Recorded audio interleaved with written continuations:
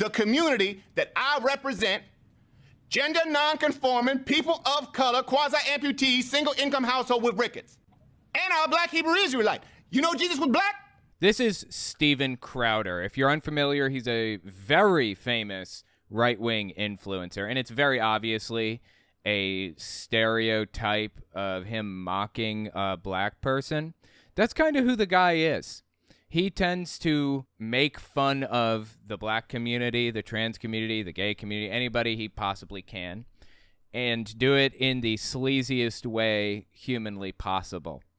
He is openly racist, openly homophobic and transphobic and the whole nine yards. He is open about those things about himself.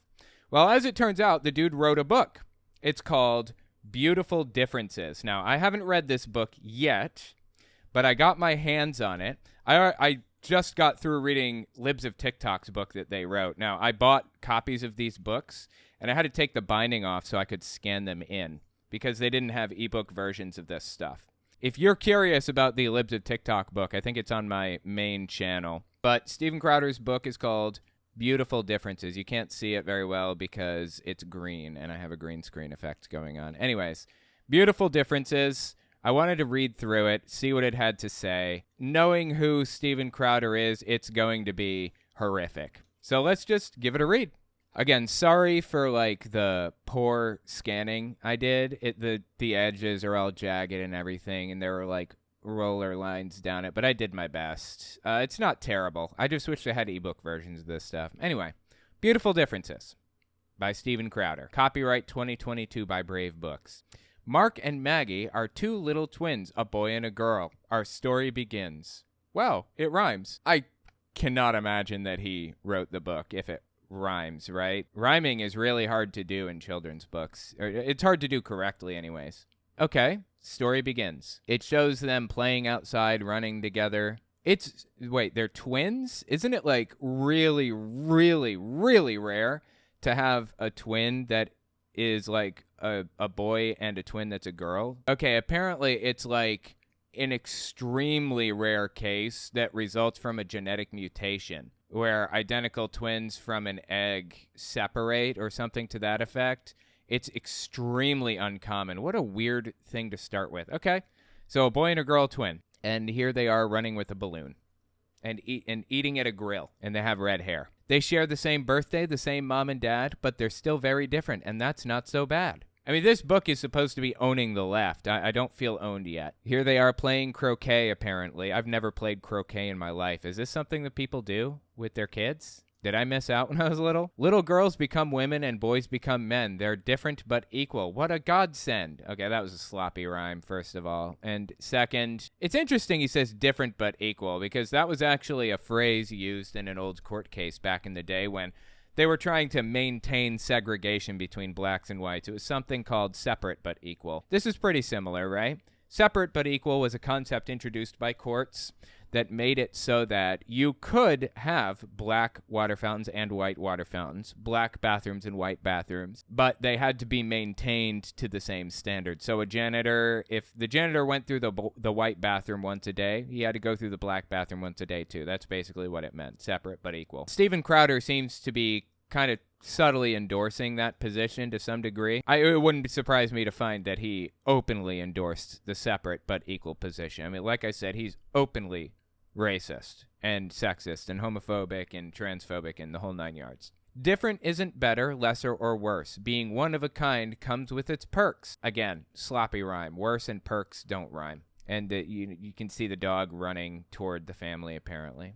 And somebody's putting a crown on here. I find it fascinating that he talks about beautiful differences. That's what this book is about, differences, right? But everybody in the book is white. The only differences seem to be their hair color. This is just way too on the nose, right? See, Mark likes to roughhouse, wrestle, and play. Maggie likes dress up and talking all day. Okay, he's talking about gender roles, right? Men tend to like action figures or boys like action figures and girls tend to like Barbies. It could just as easily be the other way around if we lived in a different society. That's a society constructed thing. It's not like an inherent fact of biology that girls are going to like Barbie dolls. Here are the boys playing in the sand. Here are the girls having a tea party. From an early age, you can see that they're kind of programming in gender roles, right? Boys are expected to work. Girls are expected to make house. Mark uses his hands and likes to get dirty. Maggie talks more and is sometimes quite wordy. That rhyme was on point, I gotta say. And here are the women once again making house on the left. They are bringing out the lemonade and pouring it for people. And the girls are throwing a ball to each other. Now, don't get it wrong, little girls roughhouse too, and some boys talk a lot and haven't a clue. Is this a subtle joke that girls are ditzy idiots most of the time, but every now and then you come across a boy that's a ditzy idiot? I get the impression that's kind of what he's saying. I mean, that's the type of person he is. Boys come in all colors, sizes, and shapes. The same goes for girls, no matter the age. Again, terrible, clumsy rhyme. Really? I can totally see this being written by Steven Crowder now. This is bad. And they're all eating watermelon, apparently. Some boys become strong and help those who are weak. Some choose to be bullies with big old mean streaks. Yeah, that was a clumsy rhyme, too. I guess this boy on the left is splashing in the bird bath to disrupt what the birds are up to. And this other boy over here is trying to stop him, apparently. Some girls become caring, gentle, and smart. Some choose to hurt others, so get a good start. Okay, that rhymed, but it didn't make any sense. And it looks like there's a boy here that's chasing a dog with a water gun, but the dog seems to be enjoying it. I don't know. And the girls are I guess the girls are sitting here with like medical stuff kind of hanging out. I guess one of them got hurt and she's crying. There are so many differences it can drive you insane, yet in so many ways, boys and girls are the same. Why do differences drive you insane? I don't care what the differences are. Why do you care what the differences are? I don't understand. Can't people live different lives? Can't they have different interests,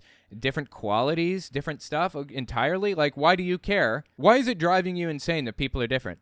I don't understand. It's a bad sign if you're being driven insane that there are differences between people. And yeah, people are a lot more similar than they are different, for what it's worth. And they're all kind of dancing around a tree. This is weird, dude. This is really weird. Both can be happy, angry, or sad. They both need help from mom and dad. Yeah, reinforcing the idea that it must be mom and dad in the family, and if it's not, then something is wrong. But these rhymes make no sense. They're clumsy. I don't get the point of the book, honestly. Mommies and daddies become a great team so their sons and their daughters can live out their dreams. And they're all sitting around a table, apparently holding hands. Again, he's desperately trying to reinforce like gender norms and stereotypes. When there are people with all kinds of differences. Doesn't have to be like this, you know? There are people with lots of different styles or different family makeups or whatever. Why does he care? Because one day, Dad, too, was a young boy, you see, back when Mom was a girl, just like Maggie. Another clumsy rhyme. Now they're all sitting on a blanket reading, apparently, and the parents are watching from afar, with a cat and what appears to be a chipmunk. So when the day's over, we all can proclaim, thank God boys and girls just aren't the same. How did he get to that conclusion? First of all, and second, why is that good? I don't understand. Boys and girls are more similar than they are different. And how did he come here? Like, how did he get here? I just don't understand. I'm so lost. Non sequitur. And I guess all the kids are driving away in a car and these two are waving. Oh, that was the end of the book. Okay. And they have an advertisement at the end. Share more truth with your kids. Elephants are not birds. Yeah, that's an anti-trans book, obviously. I read that one on my Reads channel already if you want to see it. Subscribe to our Freedom Island series. That'll be a hard pass for me. Check out the back of the book. This is like near the last page. About the author. Steven Crowder is a Canadian-American comedian and conservative political YouTuber. He is the star and host of the show Louder with Crowder, and is currently the biggest conservative commentator on YouTube with over 5 million subscribers. Steven is passionate about the important issues our country faces, such as gun rights, freedom of speech, and sanctity of life.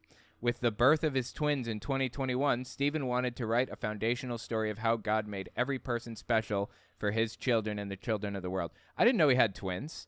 Is it a boy and a girl twin? Again, that is so obscenely rare. It's crazy. I'd be really surprised if it's a boy and a girl twin. Anyway, interesting. Yeah, Steven Crowder is terrible in every way.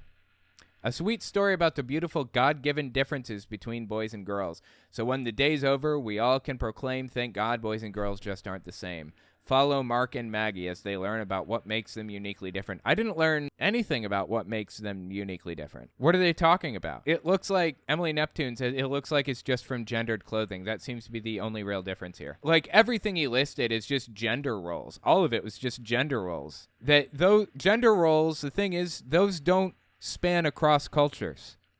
If you're, like, in the woods with somebody else, those gender roles would not necessarily transfer over. That's the problem here. This book makes no sense. This is a piss-poor argument. Is it even an argument? It's just nonsense, all of it. Anyway, that was actually a short book. God, I paid like $20 for that thing. That doesn't seem very worth it to me. I mean, it was worth it to kind of go through it, but it was still complete garbage, seems to me. Anyway, yeah. You know what I'm really upset about? It's not how much I spent. It's the fact that I spent like 5 hours breaking this book down, taking the binding off. Not just this one, but the others too. Just trash, dude. Let me know what you think about it in the comments.